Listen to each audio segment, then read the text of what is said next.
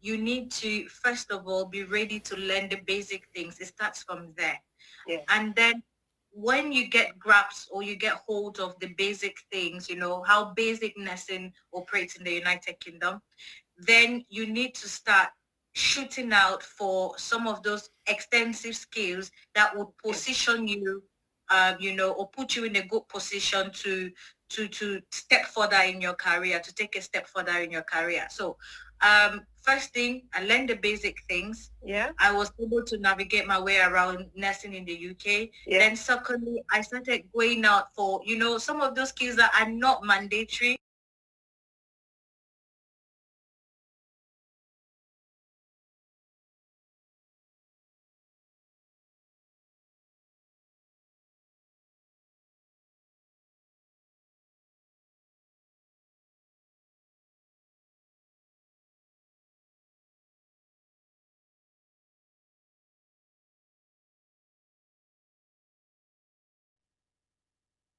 Hello, beautiful CounselloB. So I see your face. Free, free, free. Oga Peku special Hello. daughter. Hello, mentor. The one and only mentor. Oh, God is the only So soul mentor. beautiful. CounselloB, it's Oh, nice seeing your face. It's nice great seeing you seeing your too. face. It's And a thank pleasure. you for honoring this invitation. I know you are quite busy. It's really not easy to bring a nursing mom here. And so just transfer the anointing of giving birth to people outside there. Just pray for everyone willing and wishing to have. Oh, So thank you so much. Thank you so much. The pleasure is mine. Really not easy being a nursing mom. First time, but it's worth it. And I'm absolutely enjoying it. God bless you. Yeah. Thank you so Thank you much. so much. And God bless my princess and the king of his Oh, kingdom. thank you. Thank you so much. God bless you, Yes. ma. And we have you here today because I know you are one of those beautiful souls and great ones who have made practical advancements in nursing practice in the NHS in United Kingdom, coming from far away Africa, Cameroon, or Calabar, like like your So people your are from daddy Calabar. who used to say it. Yeah, coming all the way from Africa and like maybe like sort of fresh graduates. I'm not sure whether you've had many, many years of experience so far before coming around, but then you jumped in and you hit the ground running. And you really wasted no time to jump into the band six role. So I want to congratulate you for achieving that great feat. And we will all begin on knowing how you got in there. Yeah, we knew how you got into Thank the you. United Kingdom. You wrote CBT, you wrote IELTS, then you you got job, you booked flights. I mean, you did biometrics, you booked flights, you came. Now, settling in, you did not waste time at all, and then you mounted the podium of Band 6 role in this clinical practice educator role. How did you do it? Okay, thank you very much, Mentor. I'm really, really grateful for this opportunity and this platform. It's been an amazing time here in the UK. First of all, I think I should start by introducing myself so that people can Yes. know who I am. So my name is Blessing Guana. People fondly call me CounselloB. So, B. Yes. So in terms of my past experience before coming to the United Kingdom, so I had my bachelor's degree in nursing and midwifery in Mhm. 2017. Wow. Yes, 2017. Yeah. So not many years back, but then I gained valuable experience because Yes. I worked in several roles, both as a nurse, as a midwife, with private institutions, as well as government hospitals and non-governmental institutions as well. So it will also be, I think, worth saying that I'm very, very fond of leadership. Yeah. So I've been engaged in a lot of, roles and work that surround leadership. I traveled to Nigeria 2018. I remember very well. I was in Badagry at the ASCON facility where we undertook a training in leadership organized by the Okay. US Embassy. For those Oh, who know YALI, so I've been part of the Young African God Leaders Program bless before. you. Thank you. Before coming here in 2019. So I eventually came to the UK 2019, Okay. um, and I was a staff nurse initially on a respiratory unit. So I Mhm. came in straight in, and then COVID hit a Yeah. few months after. Hmm. So it was a great time as well. You're busy, but I think that sort of set the ball rolling for me to Wow. gain valuable experience in the UK, because you know how it is in the respiratory unit, or how it Yeah. was, when Yeah. the pandemic was Yeah. really serious. So I gained a lot of skills and experience there as well, which is kind of the foundation, or my foundation into my career in the United Kingdom. Thank you so much. So, could you finger point some of those experiences that you garnered while you were in respiratory that positioned you ready for the role? Yes, when you come into the United Kingdom as an internationally educated nurse, Yeah. there's a lot you need to learn first of all, Yeah. because some of the things we find here are quite different. I think we all know that. Yeah. So I had to put myself in that position first of all to learn the basic things that I needed to learn, Yeah. which is one of the things I'll say to anybody. I mean, if you're coming into the country for the first time to take on a role as a nurse, in this country, you need to first of all be ready to learn the basic things. It starts from there. Yeah. And then when you get grasp or you get hold of the basic things, how basic nursing operates in the United Kingdom, then you need to start shooting out for some of those extensive skills that would Okay. position you, or put you in a good position to step further in your career, to take a step further in your career. So, first thing, I learned the basic things. Yeah. I was able to navigate my way around nursing in the UK. Yeah. Then, secondly, I started going out for, some of those skills that are not mandatory, but that are valuable for my practice, for growth, and for experience. So things like chest drains, I was getting into, doing chest drains, tracheostomy care, laryngectomy care, a lot of other extensive skills that were particular to the role in which I was, or the role I had then, as a respiratory nurse. So all those things, I think they really built me up, built my skills up as well, and it gave me the confidence I needed. First of all, with COVID, you had to take on a leadership role. When it Yeah. first came, nobody knew what was going on, so Hmm. you just needed to be proactive as a person. You needed to use your critical thinking sometimes. Yeah. So all of these skills, I would say, are things that may have made me, stood out in terms of my growth in the United Kingdom, and eventually leading me to where I am today. However, I would also say I have a passion for teaching normally. And when I saw this opportunity of becoming a clinical practice educator, for me, this was a perfect platform to step into and also give back. Being an internationally educated nurse myself, I wanted to feel what it was like being on the other side of the table and giving back to other internationally educated nurses that are newly coming into the country as well. Thank you so very much. Very, very extensive and interesting. But then when you say giving back to the INSs, um, is your role all about focusing on overseas nurses? No. So the role of a clinical practice educator, or my role in particular, because it could be different things for different people, deals with both IENs and newly qualified nurses, so Okay. NQNs as well. Yeah. So it's a combination of taking IENs through the OSCE program, introducing them to basic nursing in the UK, preparing them for the OSCE, helping them through their preceptorship, as well as newly qualified nurses who have trained in this country. We also take them through an entire preceptorship program which we run, because this helps them to settle into new roles, first time registered nurses, pinned nurses in the United Kingdom. So it's a combination of both. Thank you so much. So you've been in this role since when?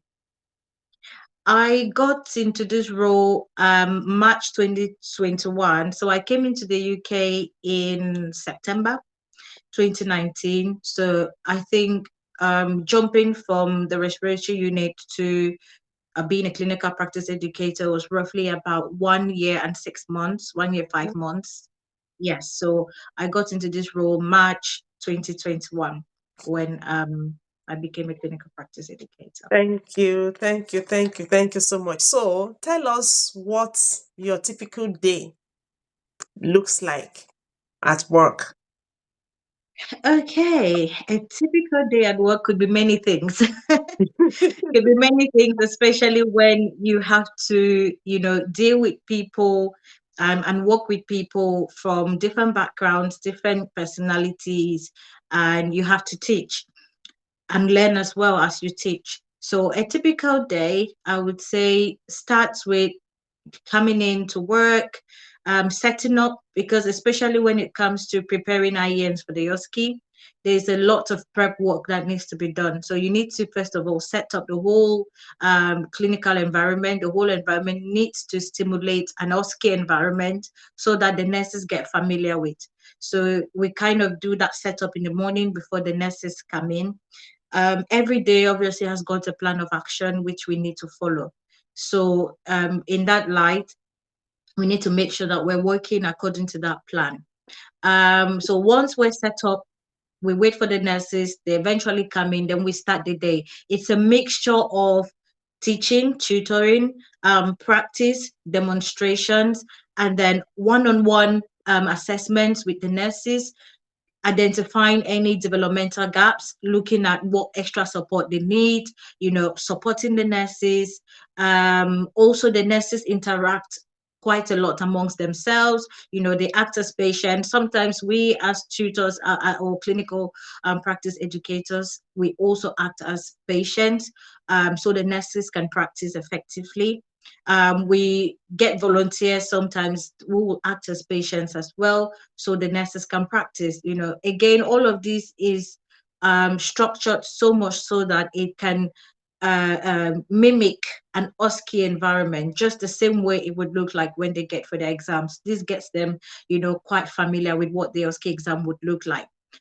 So that's it. So a lot of practice, a lot of interaction, then a lot of communication, because it is one of the big things that we focus on as far as IENs are concerned. Then when we have days sandwiched in between, yes, we have days sandwiched in between where we have preceptorship. We run the preceptorship course.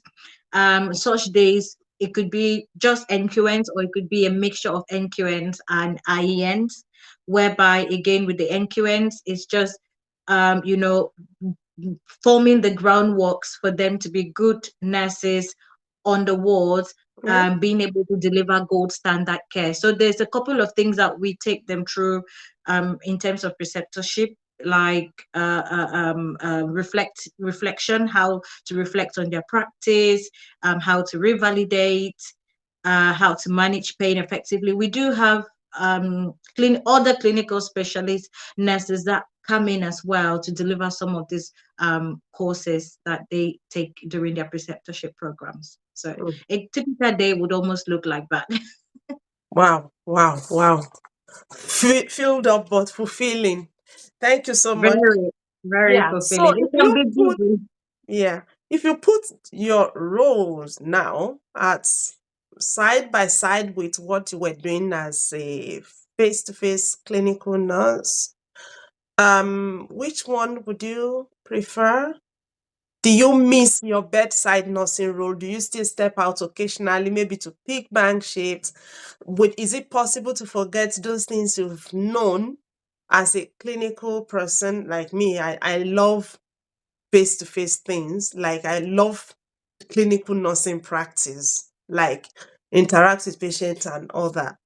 Do you sort of miss that aspect, or do you still go back occasionally to pick those roles, or is it like, oh, I don't even want to do it again. I don't want to smell it again. How do you?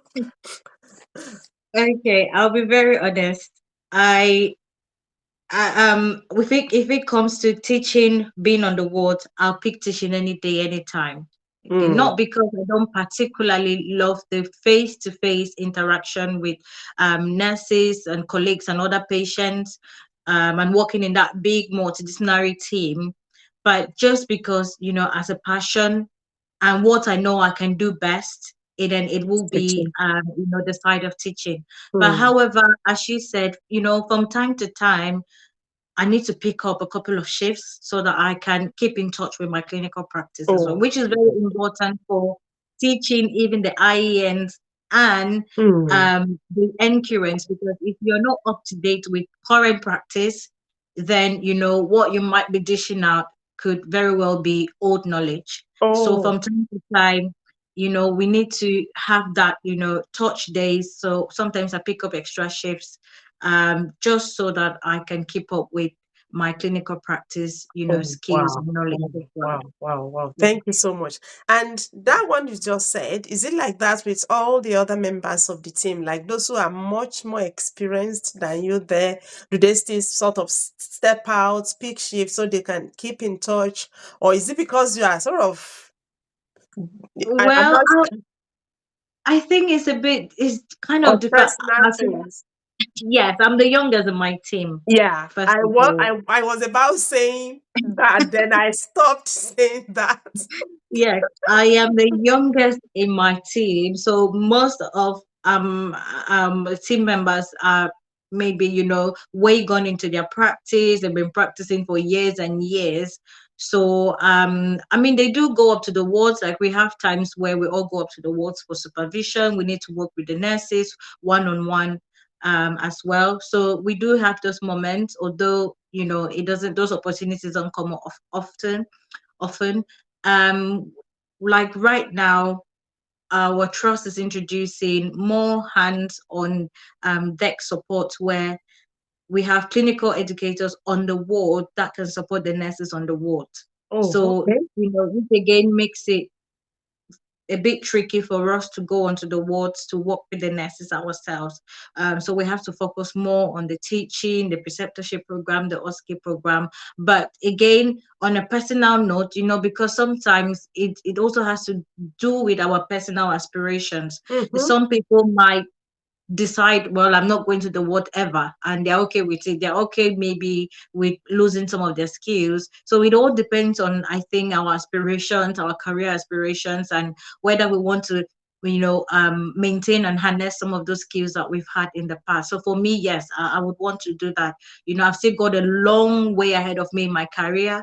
I don't know what my next step would be, so I can't just lose out on my skills at Yeah, the thank moment. you. Thank you. Thank you. Thank you. Thank you. I believe people are taking more of the information you are giving out to us so that people who are keen on moving to this side of nursing roles in the United Kingdom can actually start dreaming, daydreaming and night dreaming about it. Thank you so much. You're Now, welcome. what are the pathways to go? You just did mention that you still have a very long way to go in your career.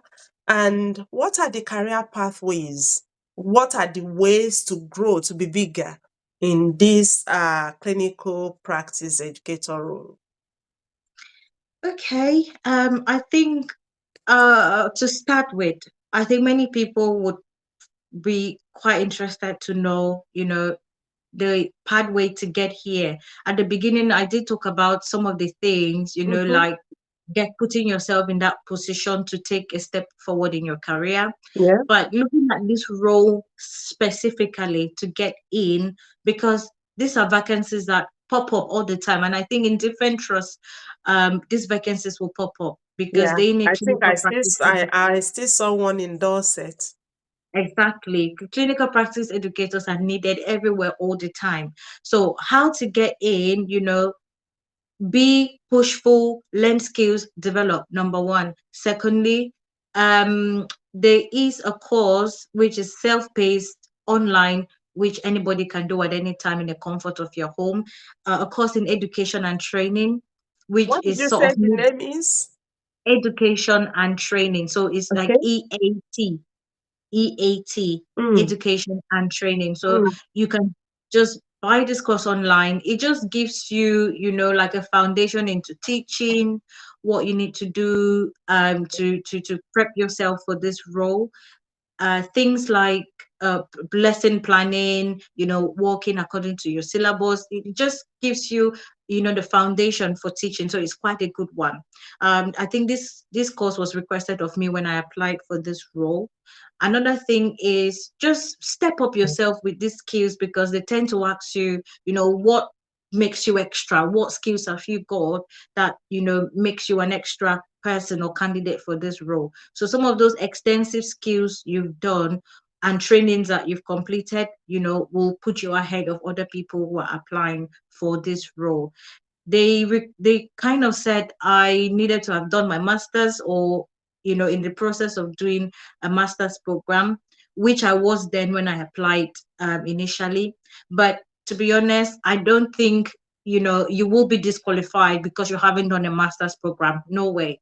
I have colleagues that have recently joined and they haven't done a master's program, but then they were employed for the job. So it's just all about building up yourself so much so that you can be ahead of other candidates, but Mm. not necessarily doing a master's. And then I would say from time to time, you need to update yourself with, especially if your role revolves around OSCEs and NQNs and IENs, then you need to constantly update yourself with the new OSCE program, because the NMC is changing things on a Every daily day. Oh. basis. Every day Every something day. changes. Exactly. So for you to get yourself prepared, just keep going back to, the NMC websites, keep going back to those universities who run the OSCE, Oxford Brookes, OSLA, and all of that, just to update yourself about recent changes and practice. I think that's a very key one. Thank you so much. So, from what you've said, um, perchance we have people who are helping people out, training them or ski maybe at their time or something. Would you say they could stick their neck into the role that you are in? You mean those who individuals who Yeah. kind of train and support other people with their Y- OSCE preparation? Yeah. Yes, it's very, very possible. It's very possible, because if you can do that, on your own as an individual, then and you succeed, then why not? You can very much succeed in a team as well. So when you come into a team sort of setting, obviously rules will be different, the program will be different, the structure will be different. You just need to, learn and then feed yourself into that program and structure. And the knowledge you have as an individual, will just end up boosting the team. So yes, I think you can jump in as a clinical practice educator if a vacancy shows up. Thank you so much. So, how financially lucrative is this job? Because it's a job to me. It seems like you go 8 in the morning and come back 5 p.m. I mean 4 p.m. or 5 p.m.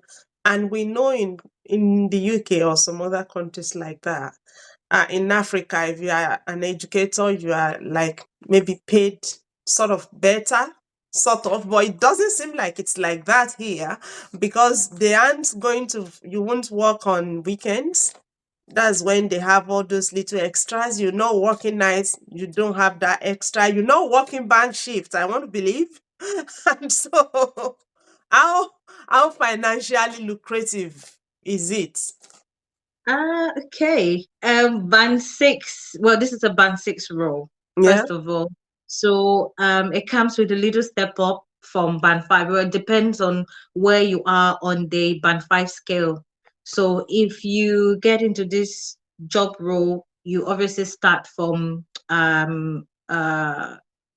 sorry, do you call it bottom? The bottom of the You, spine. yes, you start from the bottom of the spine. So which is slightly above what a top band five will be getting, just Okay. very slightly above. Now, when you get into intermediary, which is like you're now kind of midway, that steps up again, maybe to about 37,000 per year. Okay. And if you were at the top band six, then you should be earning roughly about 42,000 to 45,000 per year. So as you rightly said, there are no incentives because there's no night shifts, no bank holidays. But yes, you can take No extra shifts, weekends. no weekends, but you can take extra shifts if you want to. So it's up to you. So again, it just depends on, people's goals. Are you there for the money? Do you want career growth? Or what do you really want? So you can take extra shifts, and you can go into being a private OSCE tutor, just as we've just talked about a few minutes ago, Mm. because you already know what to offer. So why not just start your own little program where you can train OSCE nurses who self-sponsor.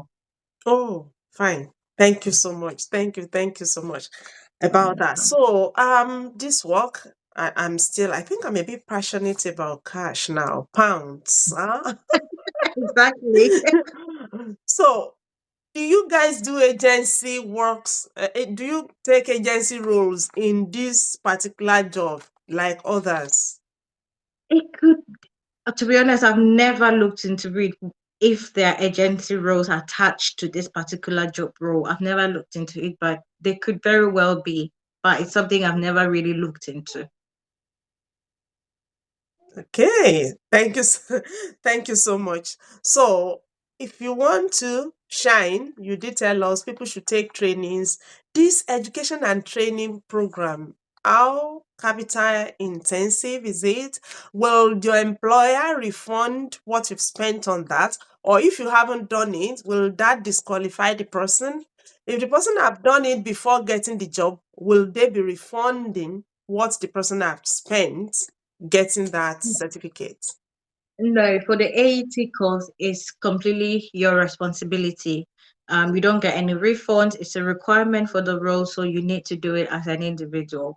And you don't get any refund for that. And it's in terms of intensity, you can do it at your own pace. So it's a self-paced course. There's no Mhm. pressure. You can do it for up to a year, And now as well. expensive. It depends. I think different institutions or people who offer the courses do so at their different price ranges. But you could get it for £100, £60, £30, even, you know, £150. It just depends. And the course will require you to do at some point a teaching session where you teach about 2 or 3 people as well. So I think that's one of the things that will Is come our in as an senior, our assessment. princess, calling your attention. Oh, Yes, it thank you is. so much. God bless you. Oh, Cheers. upstanding safeguarding. Thank you. Before they hold me here, let God me go and bless you grab for her. us, and God bless you, Princess. We so appreciate your presence. God bless you and hire you in Jesus' name. Hopefully, people at Amen. home, you take cues from what Counselor B have been telling us since, and you look at it, go into EAT, take the course, and come back shining. Thank you so much, Counselor B. Keep influencing us positively ever. Thank you very much. Thank you so much. I really do appreciate. Thank you, Princess. Thank This is the amount you'll be spending on your New Zealand nursing registration. You'll pay $300 to start with CGFNS, and when they move your documents to New Zealand Board of Nursing for assessment and issuance of annual practicing license, if you don't need CAP, you will pay 485 New Zealand dollars to them. And you know you will actually need to pay 149 Australian dollars for your international criminal history check. That's with Fit to Work, the body they contract that to take care of. That's their vendor for their own PCC or DBS, as Nigeria and UK do call them respectively. And you know there will be cost for IELTS, and if you are taking CAP, that could range from 2,500 New Zealand dollars to 16,000 New Zealand dollars, and you pay for NMC and verifications too.